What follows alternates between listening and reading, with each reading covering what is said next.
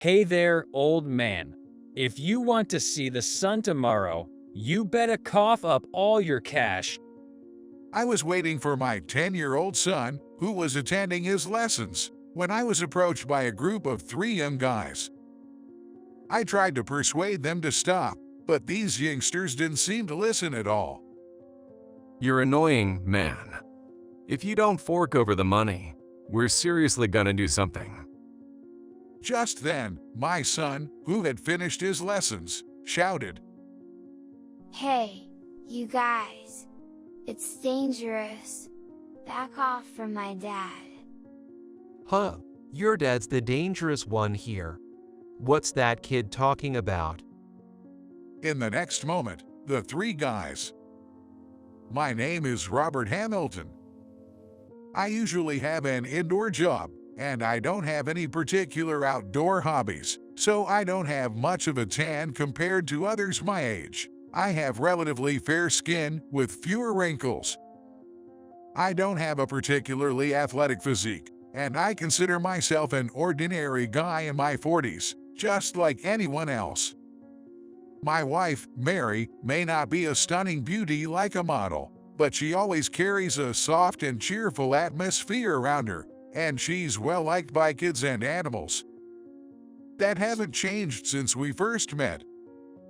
And our precious 10-year-old son, Kevin.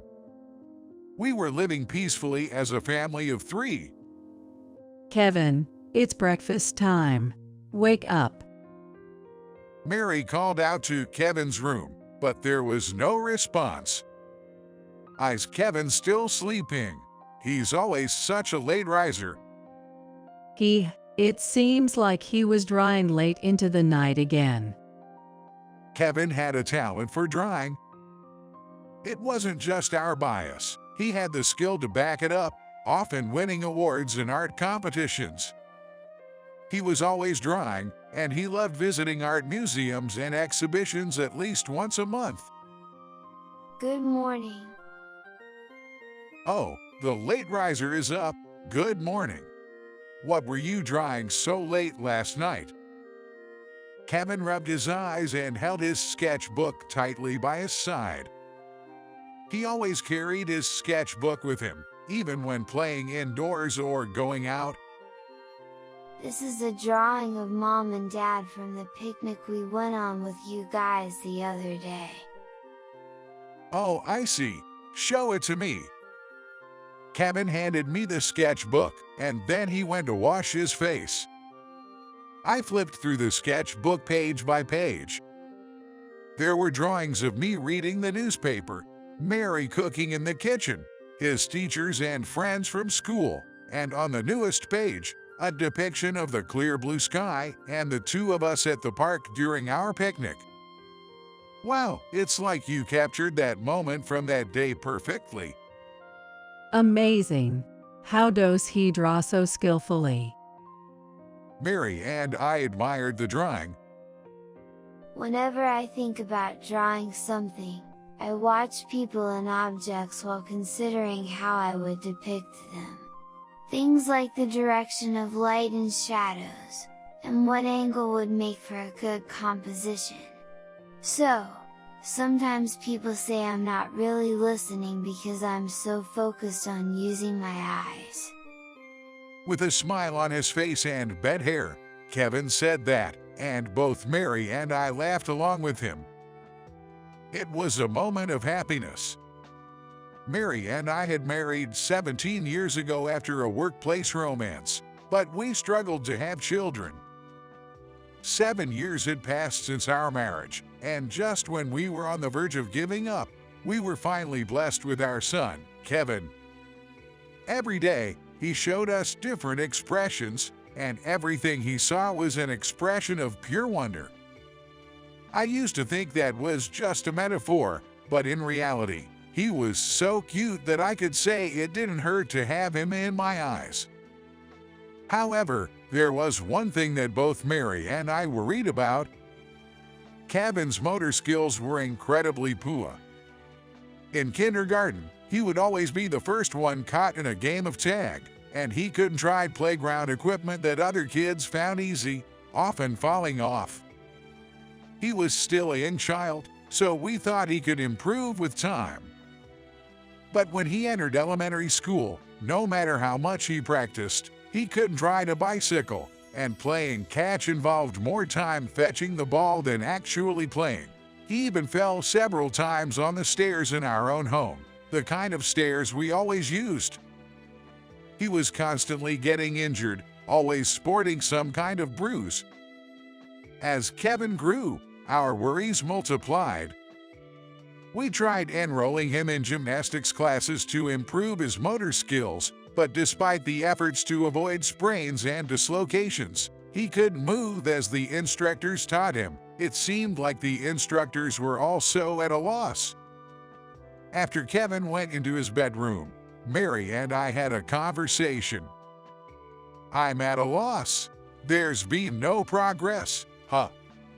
Today, his legs were covered in bruises again. And his elbow bruise hasn't healed it either. I just can't bear to watch. Yeah, but at this rate, he won't be able to take over the family business. Just then, we heard the sound of the sketchbook falling to the ground. Mary and I turned to the source of the noise, and there was Kevin, standing with his head down. Kevin, you're still awake. Sorry, Dad, Mom. I'm trying my best, but by the time I figure out how to move my arms and legs, I end up getting hurt. Mary rushed over and hugged Kevin. Kevin, you're really trying hard. Both Dad and Mom understand that. You hurt your legs again today, didn't you? You need plenty of rest to heal those injuries. Now, good night. Kevin, led by Mary, returned to his bedroom. He held his sketchbook and turned towards us, saying, "Good night," with a face on the verge of tears. I sighed, feeling helpless. To cause such injuries to such a young child and burden him with worries was something I didn't want to do anymore. But I knelt in front of my father's altar and sighed deeply. Father, what would you do in times like these? The portrait of my father, with his lips tightly sealed, offered no answers. I finished my beer and sighed again. Hey, should we stop pushing Kevin to do sports he's not good at? Mary pleaded with a tearful expression. He might not excel in physical activities, but he has a talent for art. While it's important to think about the family business, I don't want to see that sad look on his face anymore. I shared a similar sentiment. We should give up on what he can't do and focus on developing his talent. I think he'll be happier that way. Let's not take away his smile. You're right, I was wrong. Forcing him won't make his motor skills any better. Okay, how about we enroll Kevin in an art class? Mary vigorously nodded in agreement with my suggestion. The next morning, Kevin didn't wake up for a while. When Mary knocked on his bedroom door, he responded with a hesitant groan. I called out to him through the door. Kevin, how about visiting an art class today? It's just an observation, okay? There was no response. He probably thought it would be another sports-related class, like gymnastics. It's an art class. As I said that, there was a commotion inside the room, and Kevin opened the door with enthusiasm. With bed hair and a sparkling smile, he looked up at Mary and me. I tousled his hair and told him to get ready. And so, we decided to enroll Kevin in the art class. On the days of the art class, Kevin would eagerly pull on my arm, carrying his art supplies, urging me to get ready. I thought that this repetitive motion might have improved his strength. On that day, too, I drove Kevin to the art class and waited in the convenience store parking lot, sipping coffee while he attended the class. Suddenly, a group of 3 young people dressed in flashy outfits approached. One had sunglasses, one had a hat pulled low over their eyes, and one was wearing a mask. They were probably teenagers, slowly walking towards me. When my gaze locked with the masked individual and I didn't look away, he clenched his fist right in front of me. Hey man, we're short on cash and struggling. Can you help us out? As the guys approached, trying to avoid them, my back hit the wall. These young men were tall, and I found myself surrounded by the 3 of them. Well, sorry, but I don't have enough money to give to strangers without expecting anything in return. How much do you have? If you want to see the sun tomorrow, hand over all your cash. Sunglasses guy said that, flashing something from his pocket. I don't want to ruin the future of these young men with potential in a place like this. Stop it. Don't ruin your lives over something like this. Shut up. If you don't give us money, we'll seriously mess you up. As the guy with the hat touched or didn't touch my shoulder, in that moment, a distant voice could be heard. Hey, you guys, back off from my dad. Huh, is that your kid? The one in danger here is your dad. What's that brat saying? We're gonna take you down. Let's go. The next moment, the 3 men were simultaneously thrown, spread-eagled at the edge of the parking lot. Ah, that's why I told you to stay away from Dad. The 3 of them swiftly got up and looked around, scanning their surroundings. It seemed like they had no idea what had just happened. Kevin ran up to me, so I told him to wait in the car. What just happened? Did we teleport just now? It wasn't unreasonable. I remembered having a similar reaction the first time I experienced this technique. Sunglasses were blown off, the mask came off, and the faces of the men who were revealed were still young. They were big in stature, but maybe around middle school age. I watched as the 3 of them got back up. Naturally, they didn't seem to be injured. Man, what did you just do? It is a technique to throw a large number of people at once without injuring them. It is one of the secret techniques that I teach my students in class, combined with traditional techniques. I said that, and the 3 of them applauded.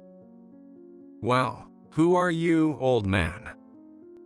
I'm Robert Hamilton, the 14th generation inheritor of the self-defense art known as the Hamilton style, which has been passed down since the early modern era. You're not hurt, are you? Yes, we're fine. Even though we were thrown so far, we don't have a scratch.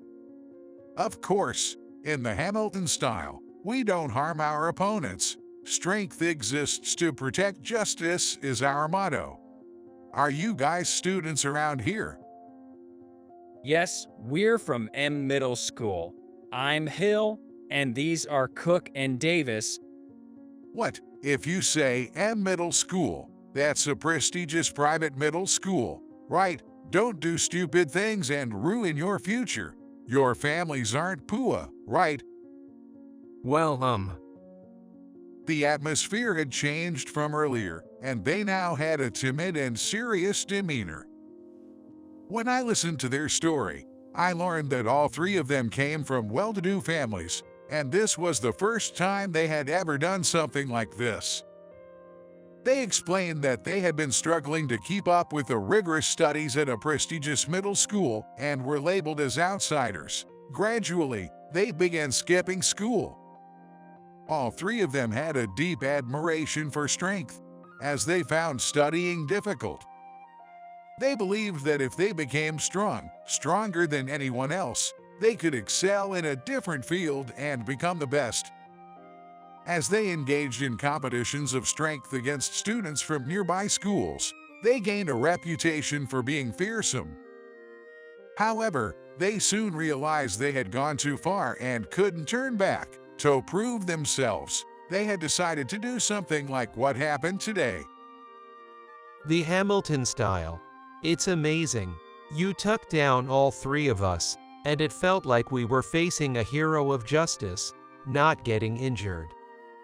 We were just running away from studying because we couldn't handle it. We realized it was lame. We're sorry. They bowed deeply as they apologized. The guy in the hat glanced inside the car at my son. We also did something bad to your kid. Sorry.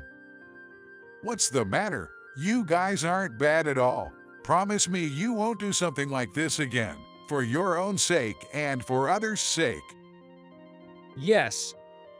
These young men were genuinely sorry and concerned about Kevin.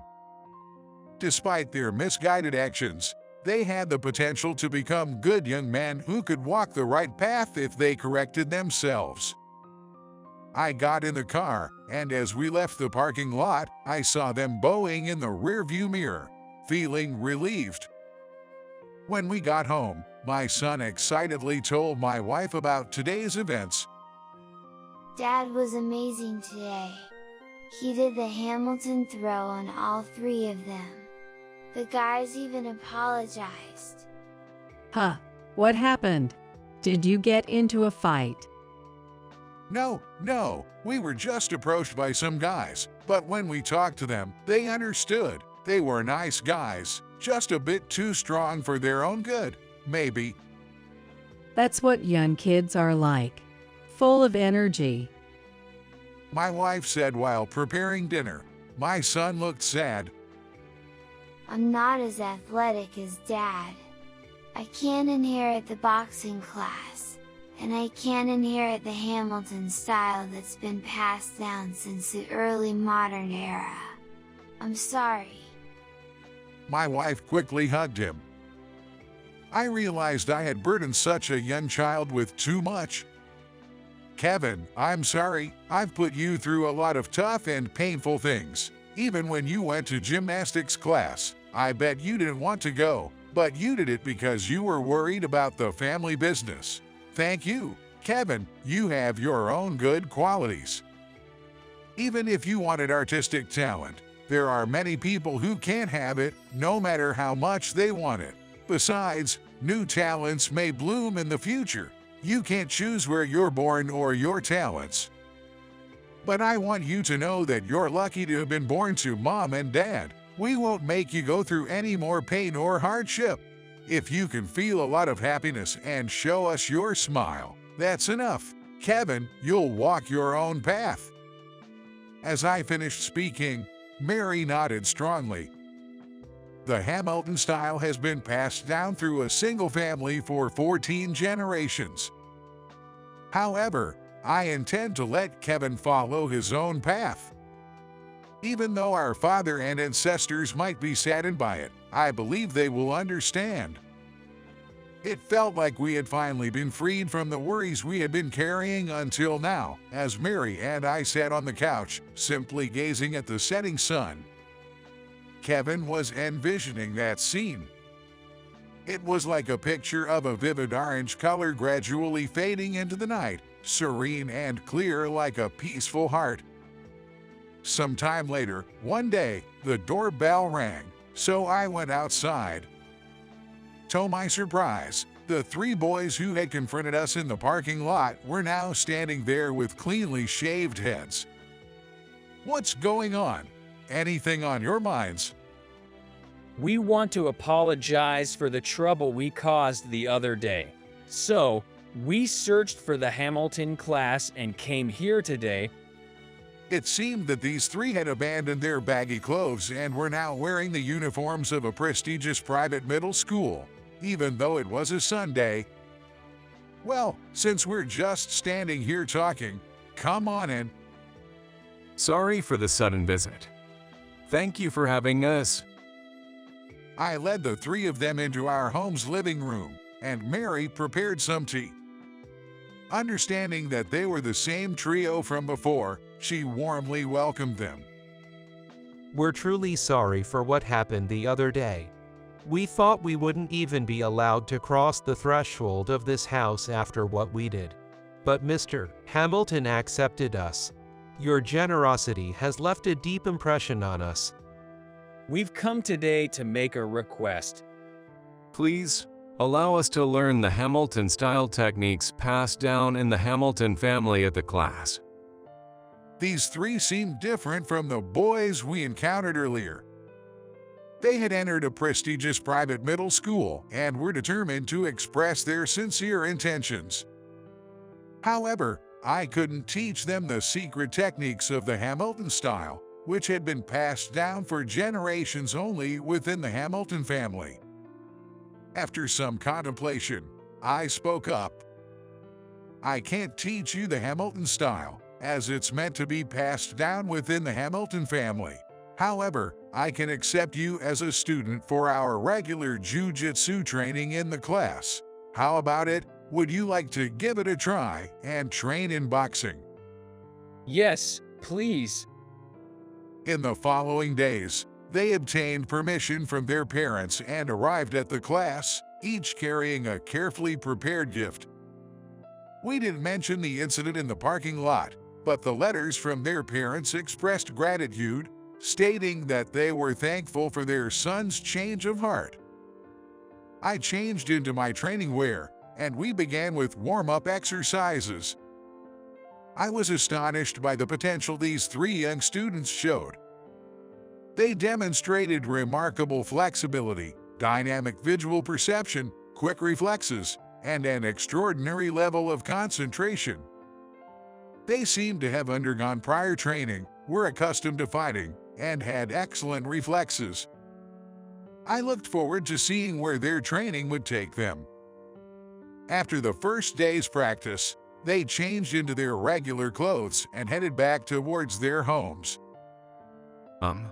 About today, we'd like to express our gratitude, or rather, apologize for what happened earlier.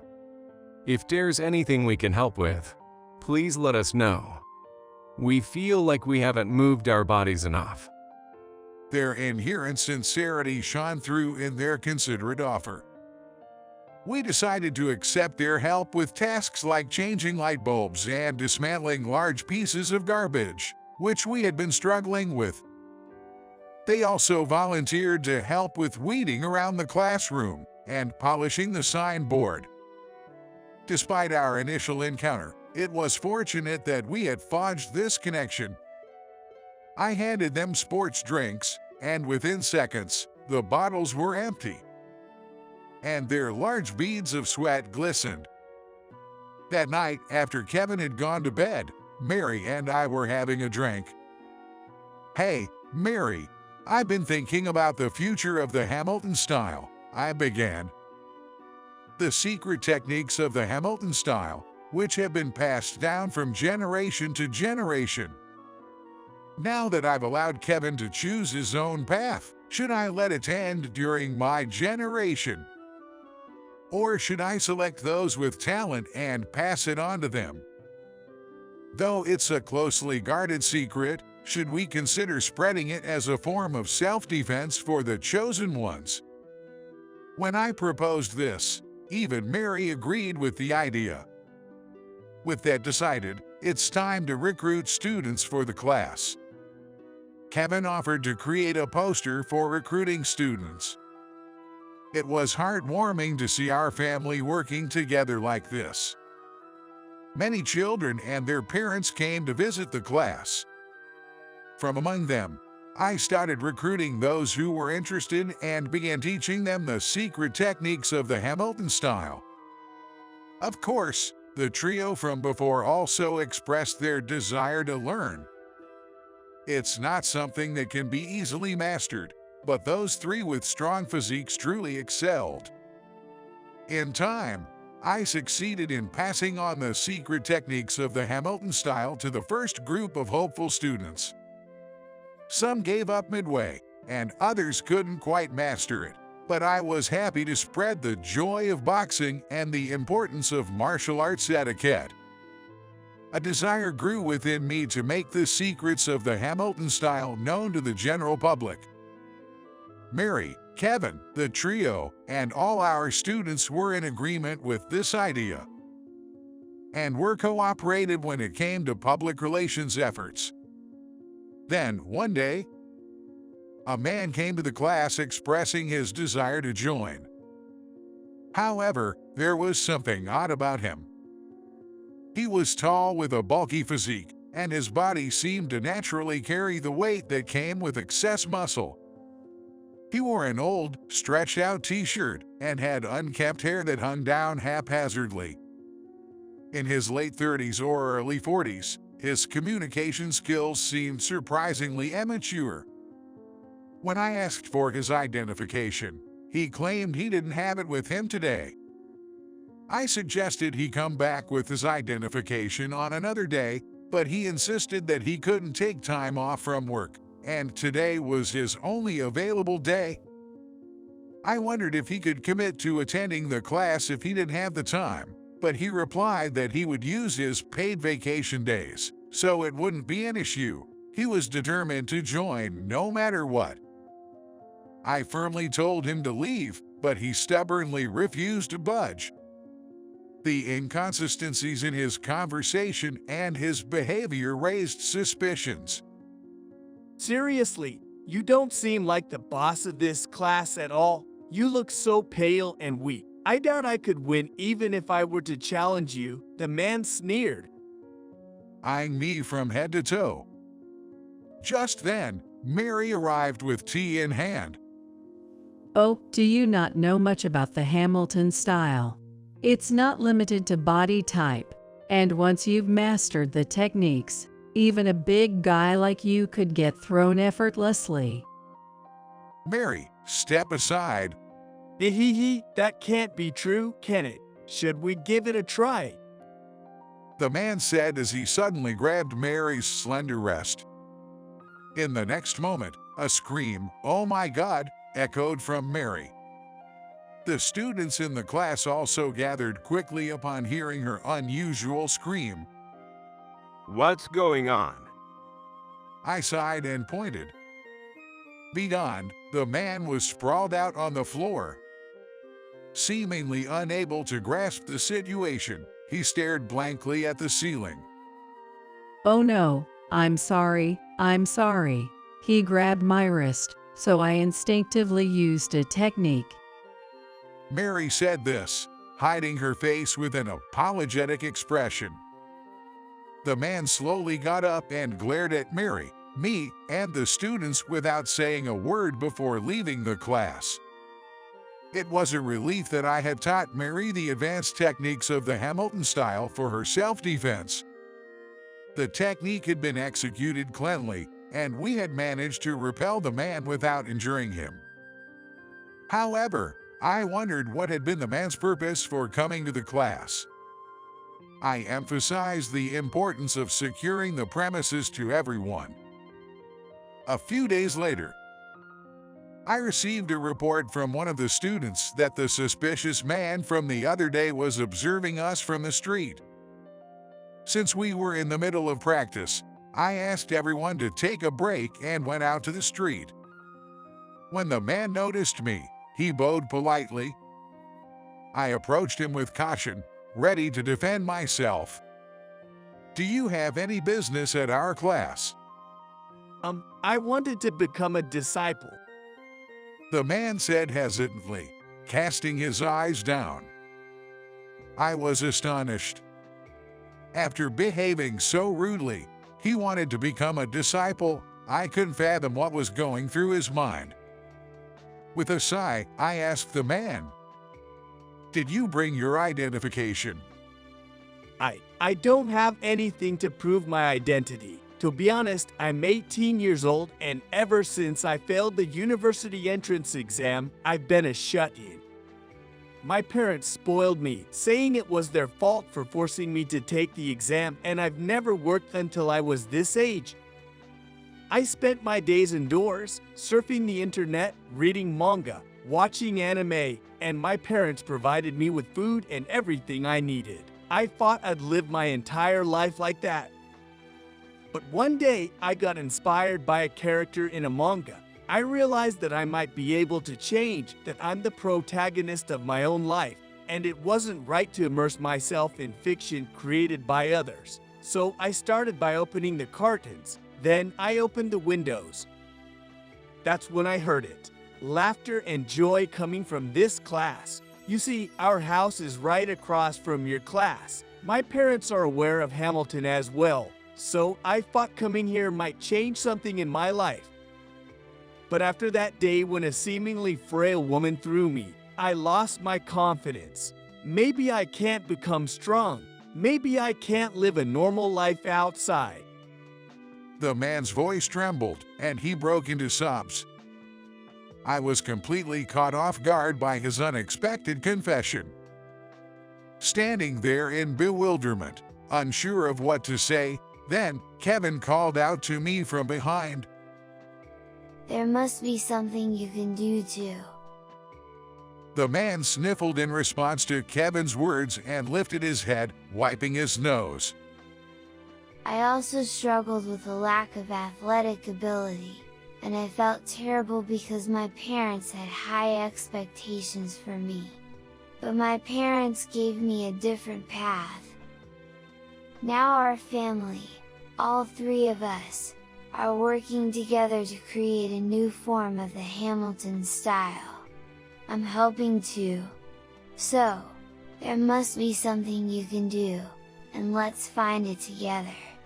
Since you came all the way to the class, you'll learn more than just boxing here. The man nodded with determination, his tears still flowing. However, I felt more relieved than he did. Kevin had been thinking this way all along, and he had grown up into a remarkable young man. Let me talk to your parents. We'll work together to create a brighter future for you. Thank you. I'm sorry.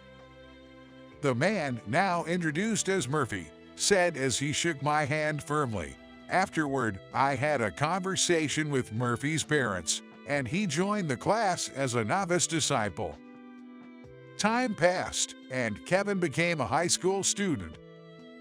While his athletic abilities hadn't improved much, he had grown taller and turned into quite an artistic and charming young man, popular even among the girls at school. Mom, Dad, how about publishing a book introducing the Hamilton style? Kevin suddenly suggested, causing me and Mary to exchange surprised glances. I'll draw illustrations for the technical explanations.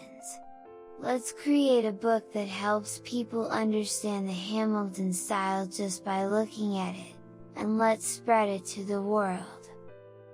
Kevin, who said that while smiling at Mary and me, looked very reliable. From there, things proceeded smoothly. We self-published the book and were able to place it in the classroom of acquaintances. This garnered attention, and aspiring disciples started coming to the Hamilton class one after another. Based on Murphy's advice, we heard that we should utilize the internet in this day and age, so we began offering online courses. Subsequently, Murphy, who was skilled with computers, proactively helped us, and we even started our own YouTube channel. The number of subscribers skyrocketed. The class's disciples continued to increase, eventually leading to the expansion of the class itself. This became the busiest and most fulfilling days we had ever experienced. Initially, the book was self-published, but due to its positive reception on the internet, word of mouth, and diligent marketing, we managed to have it officially published by a publishing company. We were invited to book release events and even to various regions as sports-related YouTubers, where we also demonstrated the secret techniques. Who could have predicted back then that the trio from those days would be the ones performing these techniques? Apart from the trio, other disciples actively contributed by working as security or salespeople at events. Murphy also utilized his computer skills to create various systems. With everyone in the class working together, we were able to build up the Hamilton style. Seeing everyone living their lives with smiles on their faces made me the happiest. As for the disciples training, these days, the trio is in charge while Mary and I handle paperwork. Let's take a little break. It looks like today is going to be a long one. You're right, without a breather, it's not like when we were young. I stretched myself out and cracked my joints. Mary watched and smiled. Back then, I never imagined we'd end up like this. Indeed, thinking about it now, every event that transpired was crucial. Even Kevin's lack of athletic ability might have been a gift from the heavens. Back in those days when I had resigned myself to not passing on the Hamilton style, it was a time of self-disappointment, and the caring gestures of Mary and Kevin weighed heavily on me. Now, we were surrounded by numerous successors, and the Hamilton style flourished widely. It would continue to be passed down for a long time. The fact that more people, regardless of age or gender, could protect themselves was a wonderful thing. There were days when Kevin would cry, apologizing for feeling like he couldn't be of help to me.